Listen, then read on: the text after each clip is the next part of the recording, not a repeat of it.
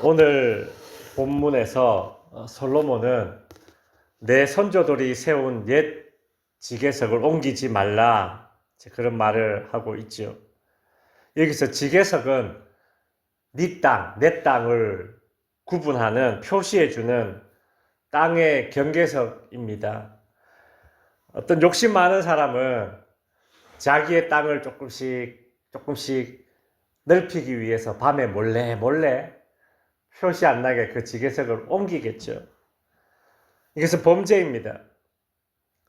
이스라엘 백성들이 살고 있던 가나안 땅은 하나님이 주신 땅이고, 또 이스라엘 12지파에는 여호수아에게 각 지파대로 그리고 각 가문별로 그 땅의 영역을 분배를 받았습니다. 이스라엘 백성들에게 땅이란 무엇인가? 하나님께서 정해주신 삶의 영역이고, 땅이라는 종목에 있어서 소유의 영역입니다. 근데 지계석을 몰래 조금씩 옮긴다는 것은 단순히 타인의 것을 이렇게 몰래 가지려는 탐욕, 사기죠, 그죠? 상대방을 속이는 것에서 거치는 것이 아니라 하나님이 정해준 삶의 영역에 감사하지 못하고 공동체의 질서를 깨뜨리는 하나님에 대한 도전입니다. 그래서 신명기 27장에 보면 지계석을 옮기는 자에게는 저주가 있을 것이다. 센 말씀 아닙니까? 그죠? 이런 강한 문구의 말씀이 주어진 것입니다.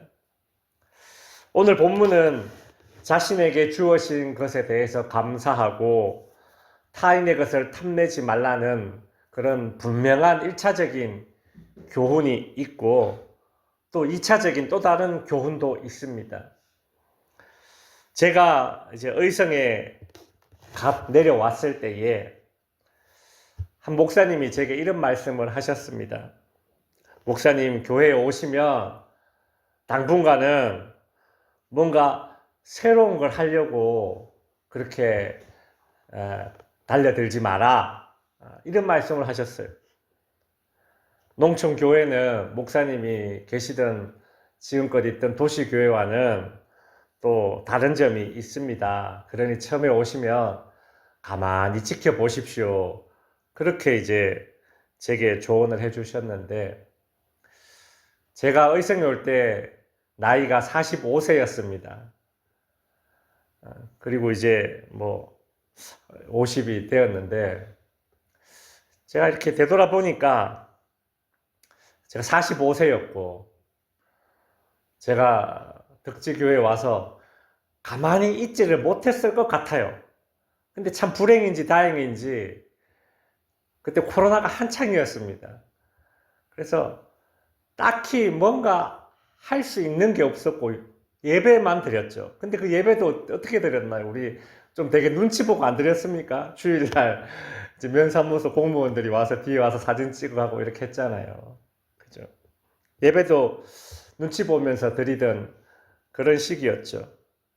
오늘 본문 잠언 22장 이제 28절, 내 선조가 세운 옛 지계석을 옮기지 말지니라 라는 이 말씀은 저에게 조언을 해주셨던 그 목사님의 말씀과 참 비슷한 말씀입니다. 일반적으로 사람들은 어떤 새로운 조직에 들어가면 개혁을 하고 싶고 뭔가 바꾸고 싶어 합니다. 가정주부들도 그렇지 않습니까? 새로운 집에 이사 가면 가구도 가전제품도 바꾸고 싶잖아요. 못 바꿀 상황이면 가구 배치라도 좀 다르게 하고 싶잖아요. 이전에 있던 것들에 대한 문제점이 보이고, 근데 그 문제점이라는 것은 기존에 있던 사람들 눈에는 잘 보이지 않는 것이 사실 익숙하기 때문에 그렇습니다. 그래서 좀 더 뭔가 좀 합리적인 방법으로 좀 개선해 보고 싶은 마음이 드는 거죠. 그러나 대부분 이러한 개혁이라는 것이 성공하지 못하고 오히려 급진적으로 좀 밀어붙이려고 하다가 본인이 나가게 되는 경우도 종종 있습니다. 이유는 두 가지인데, 첫째는 개혁에 대한, 바뀌는 것에 대한 저항감이 있습니다. 사람들은 대부분 새로운 것에 대한 거부감 내지는 두려움이 있습니다. 낯설음이 있는 거죠. 그럼에도 불구하고 힘으로 밀어붙이려 들면 기존에 그 일을 그 방식대로 하던 사람들은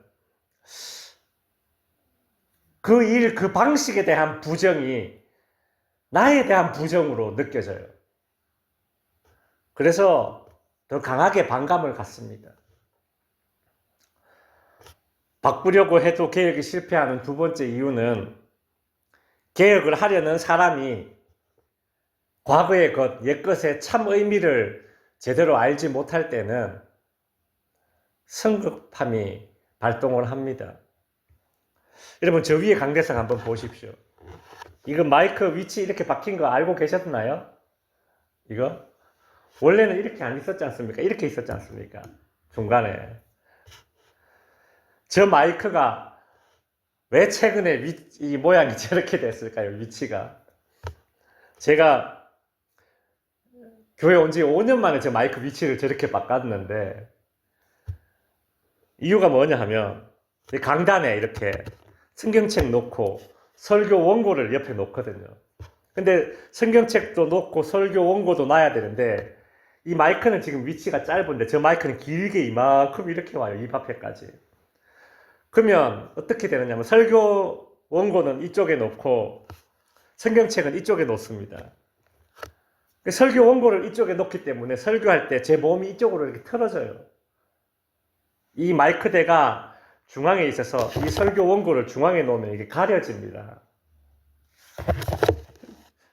5년 동안 이러고 설교를 한 거예요.